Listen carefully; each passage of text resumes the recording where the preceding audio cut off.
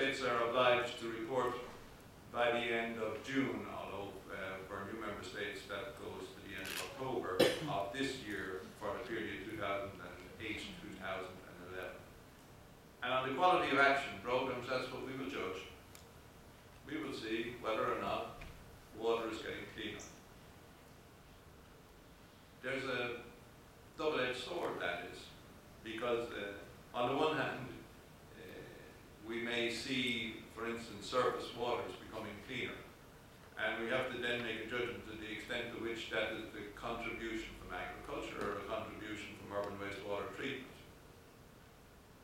We do that, but upper groundwater and lower groundwater is by and large coming from agriculture. So we'll make the judgment there, and we have said, and we will say, and as late as yesterday in a discussion with another member state, Netherlands, said, if you want to tell me that your action program is wonderful, send me the results. I expect them by the 30th of June. We will analyse them, we will look at them, we will discuss them with you and see whether you're better. And then we look at your action program with you, and if your action program isn't better, or if your action program is delivering, well and good. If your action program isn't delivering, we will change. And we do that on a continuing basis. That's what we've done for the last 12 years. And we've seen results. And if you look at action programs on the Nitrates Directive, you will see that they become increasingly tougher. The standard goes up all the time. The amount of nitrogen you use is much more controlled. The effects of, or the amount of manure produced per cow, which sounds hilarious, but if you spent the last 12 years, as I have, at the wrong end of a cow, you know that some member states don't believe that cows, they believe that cows are religious and don't defecate on a Sunday. We've had to fight all those kind of issues. We continue to fight those kind of issues, and we will increase the quality of action programs, because we believe that they're the things that we count in the long term, but it takes some time. Now, on your issue of, on your second issue of can farmers come together to do things, I'm not going to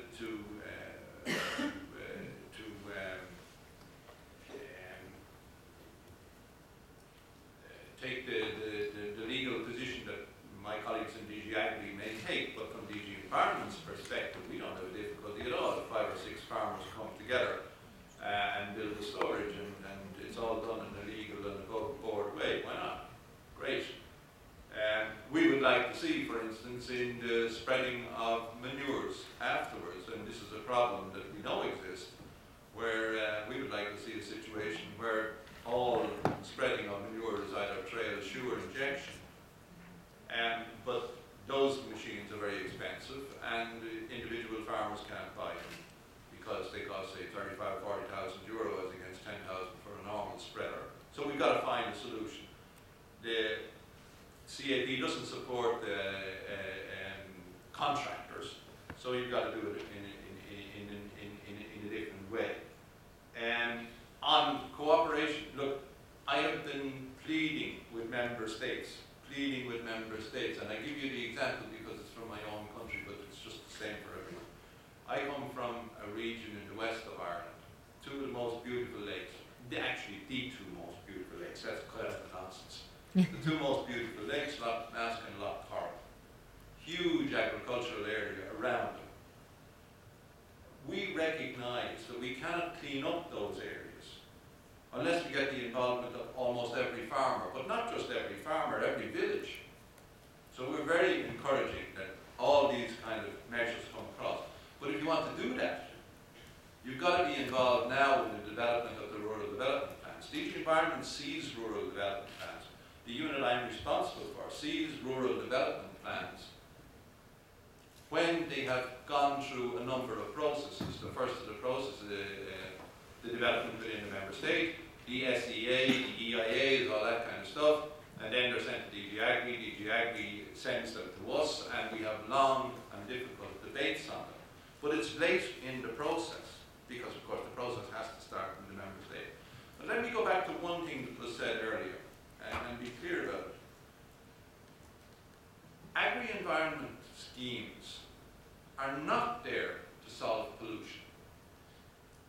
Legislation is there to solve pollution. There's a very interesting aspect of the Nitrates Directive, Article 5.5, which obliges member states to continuously improve the implementation in order to achieve the objectives of the directive. Agri-environment should take us to a better level, whether that level is for biodiversity, whether that level is for water quality, whatever. But the standards are the standards, and we shouldn't mistake loads of agri-environment schemes replacing non-implementation of legislation, whether that legislation is in the pesticides area, whether that legislation is in the nitrates area, whether that legislation is in the biodiversity area. Thank you. We have first, or do you have a follow-up question to this? I want to ask something for this too. Oh, okay, please go ahead. Or are you your question is another question. Yeah, so please go ahead, Ari. I think that it's very important that those small farms cooperate, and that way they can use always the best available technology, and that is how we all need to work, and at least in our country we encourage farmers to do it. And it's also the question of that recycling of these limited nutrients, and we should find correct places to them, and it's not only to talk about the technology, it's also the spraying in the correct place. And Lennart asked this question. Yeah, I mean, when it comes to water protection and river basins, of course, cooperation is needed. And it's crazy if a farmer in the middle does something and upstreams and downstreams they do nothing. I mean, there is no effect. It's again, targeting and be local and regional. And one of the good things of the existing Commission proposal is that it says it should be possible to support extra cooperation. Thank you. Now a question from the woman over here. Yeah, question and some comments also. First, a comment, it's from the board from that it actually was very nice to hear from you that you also think that this Commission proposal about the greening in the first pillar is not a good idea, and I hope you'll make really good communication with the Agri about that. Because we also think that it's hard to implement such things all around Europe because we are so different, even in Baltic region. And then was also just a question to advisors, because in the first pillar we also heard from some of the scientists that it's still hard to measure which agri-environmental measures are good and best for certain situation. How do you feel like advisors, what you are advising to farmers? Do you have enough information and support from the researchers to give real good advice to farmers?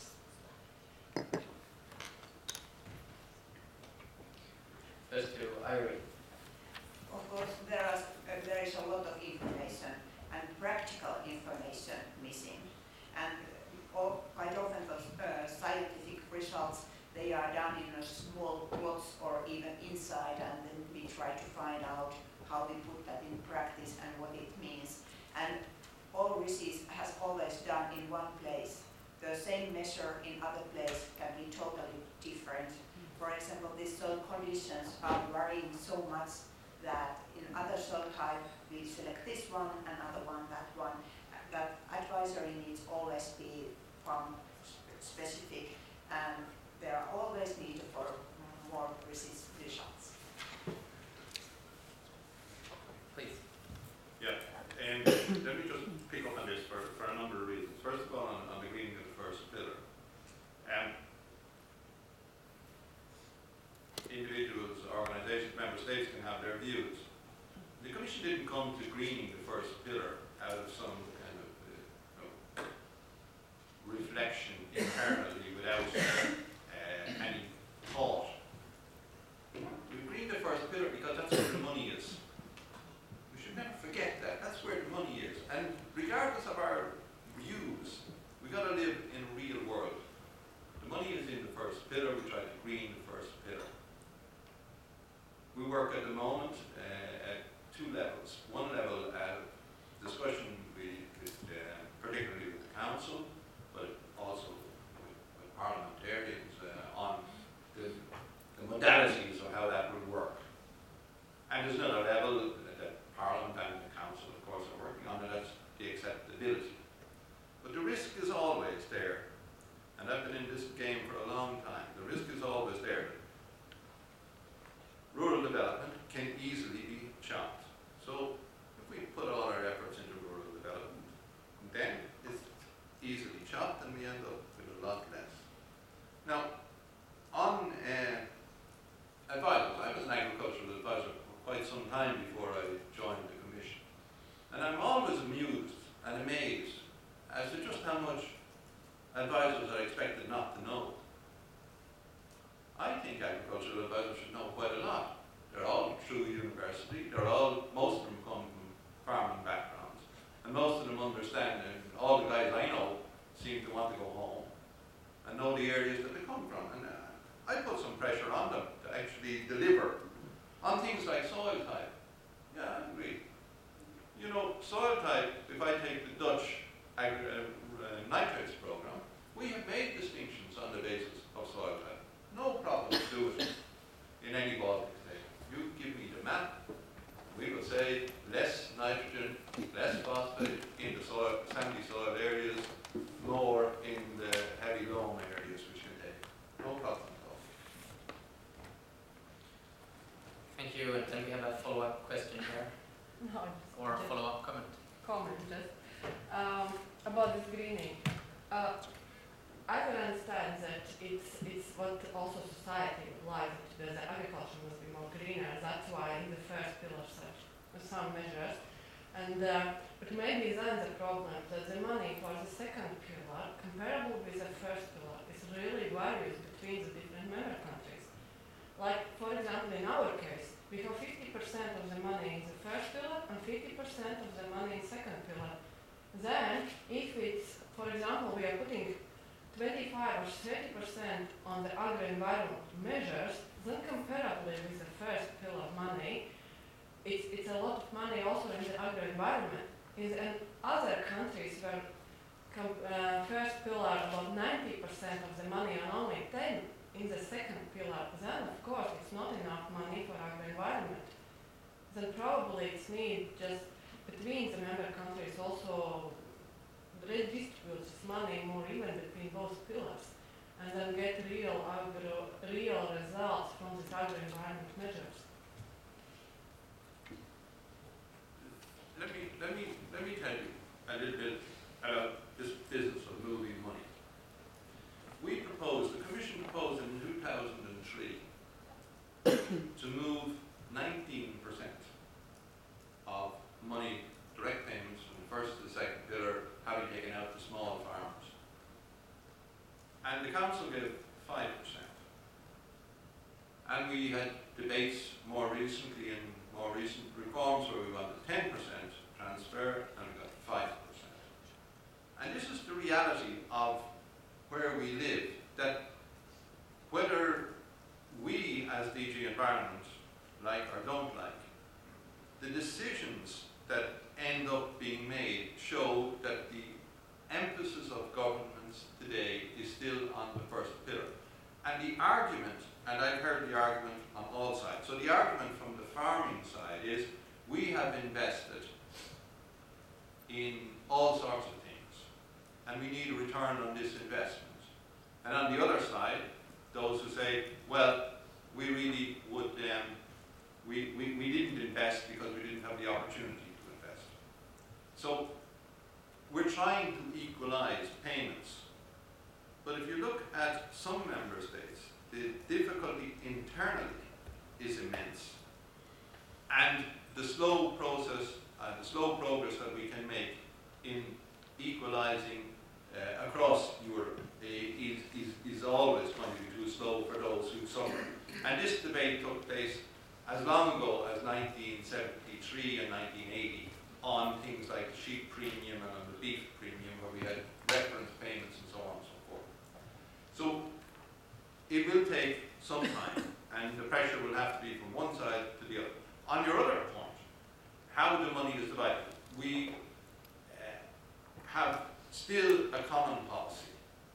And if we're trying to work towards a common policy, then we should try to work in that direction and move everybody to something in the order of X% for the first pillar and Y% for a second pillar. I have my views on that, but my views are important. The Commission has stated its position on this. When that takes place, we can see a throwback in another direction, where the most intensive farmers will say, well, actually the gaps are not quite what we think they are, because we pay less favoured area payments and we pay agri-environment payments and we pay X and Y payments. So then they would say, put everything into the kitty and let's see how we equalise. And that's why we would prefer to do this in a gradual way with a clear vision for the end, but to try to do it taking all member states on board. Leonard has a question. I think this reflects exactly what I said. As long as we have this uneven distribution, there will be very hard to, have A and B team, or whatever we would like to call it. It makes it very possible to change anything. And what we are afraid, of course, greening is wonderful if it was an effective way to address problems all over Europe, and if it was, measurable, if it could fit everywhere. There's parts of northern Sweden and Finland, for instance, where it's counterproductive. It goes the other ways. So, yeah. But as long as we have it, and if we include greening as we will probably keep the pillar 1 for God knows how long, because you can always use it as an alibi to say, well, look, you have this greening in pillar 1, so we can cut pillar 2, or we need to keep it WTO accepted because it includes greening, or whatever argument you can use in next reform. That is what we see as the main problem for a real reform that is modern and adapted to future needs for a sustainable agriculture and society. Thank you. Thank you. I don't see any more hands here at the moment. So I know Staffan had one question he wants to come in. Yeah, when I listen to the discussion, it seems like we agree quite well that we need more targeted programs, we need more collective measures, so we are on the same line. But as a project, we are also very interested in action and change. And I would like to ask you, as member of Parliament, maybe our Lithuanian colleague, maybe some else of you who are here, how do you think we can bring this actually to action and change? And how do you see the potential for cooperation around the Baltic countries, around those issues that we are talking about today? And we also have a representative from the EU strategy for the Baltic Sea region. What role could the strategy take on and work with in those tasks? It would be very interesting to see and to hear how you look upon those issues. Thank you. Anyone wants to comment on those questions? Yes. Thank you. As I said before, at the moment our biggest challenge is our consumer, and more or less as a country we are not self-sufficient anymore food-wise, meat-wise, and big meat, beef meat, only milk grain kind of was sufficient enough. So it's more or less, and this is where the price goes up and the consumer is paying for all the environmental issues. Now the problem with the environmental ministry is that they're very blind. There is regulation and that's it, we have to follow that. Now it would be clever enough to say to a small farmer, look, there is your neighbor 1, neighbor 2, neighbor 3, you all just get some money, maybe some European funds, and you build your one kind of facility for keeping slurry, but it's not happening. And it's something that has to be promoted as an idea. Now, you know the past of the Baltic states in relation to other cooperation, like we have a bad habits, let's say all the kolkhozes, which used to be in Baltic states, they were government-owned, so the approach was top to bottom. And it was good for people to steal from that because it was kind of a rebel against the Soviet power. So all that cooperation movement has to be reestablished again within the Baltic states. But this is what we're saying, that we need all of us together, not only Baltic Compass, not only the Commission, but all of us as NGOs also, to promote that movement and to get the trust back and to show us the only way forward if we want to keep the small farmers in the countryside. Because now, in the last half a year, we have closed maybe 4,000 small farmsteads. And it's just going down and down. And of course, the first thing, the main thing, as it was rightly said, is an equal redistribution to other payments. And our general public are kind of asking that question. Why European Union wants us, first of all, to starve? They're paying money for farmers not to farm the land, only to keep a permanent grassland, nothing to do down there. And it's kind of, this is what we're saying, this region needs some sort of a specific approach.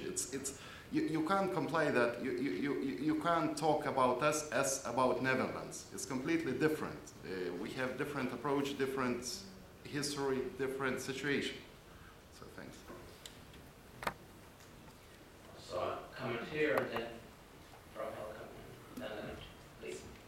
Yeah, answering to that, what could we do in future? I think it is important to continue the cooperation between all our Baltic region countries, and it is important also in this next planning period for the next 7 years to find out the best ways how to combine these needs of the farmers with new innovations and new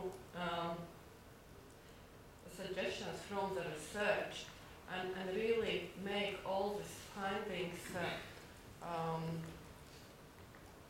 applied in the real life.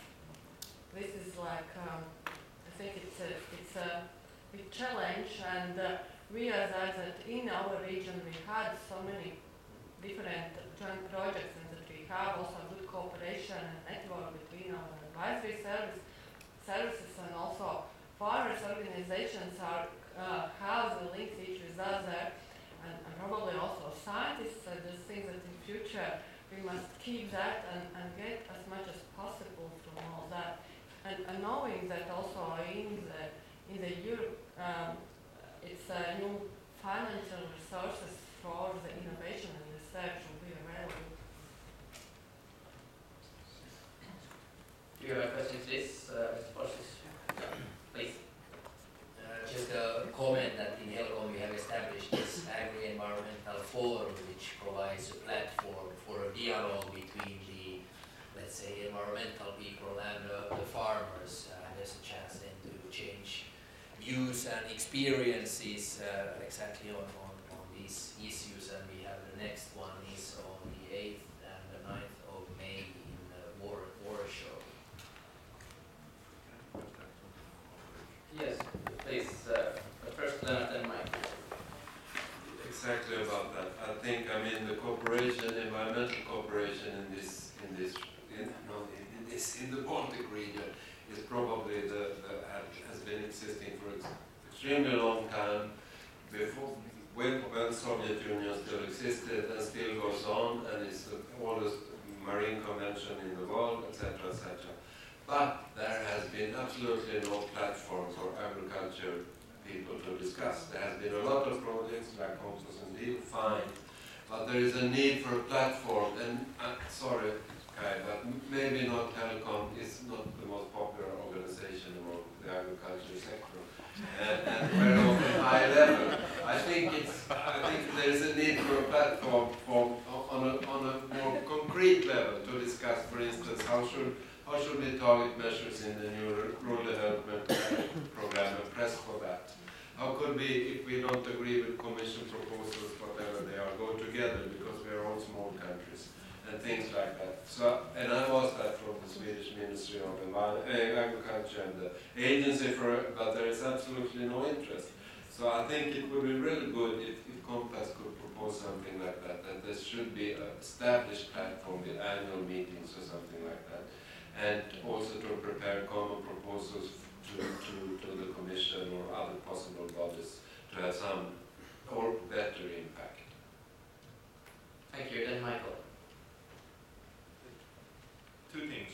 On the cooperation, if you want to make an impact for the next 7 years, you need to do it now. And there's nothing in European legislation that stops you doing that kind of thing. Just get on with it. You know, we don't have to come to Brussels for that. But I did want to mention a very good example of cooperation that I've seen. Romania is a country that has fairly extensive agriculture insofar as animal production is concerned. And yet about 40% of its territory is causing water pollution problems coming from agriculture. Now, I don't claim to have been there very often, but I've been there a few times, and going through the countryside and being brought to see some of the projects that have been done at kind of inter-village level, where there is no hope that people with 3 cows and a few chickens and stuff like that can ever make a contribution, can ever build storage or anything like that, can ever manage manure properly.